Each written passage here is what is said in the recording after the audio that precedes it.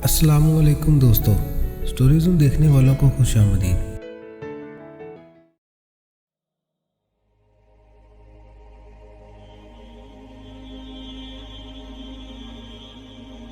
हज़रत अबू हुरैरा रज़ी अल्लाह अन्हु कहते हैं कि रसूलुल्लाह सल्लल्लाहु अलैहि वसल्लम ने फरमाया, दोज़खियों की दो किस्में हैं जिनको मैंने नहीं देखा। एक तो वो लोग जिनके पास बैलों की दुमों की तरह के कोड़े हैं, वो लोगों को उससे मारते हैं।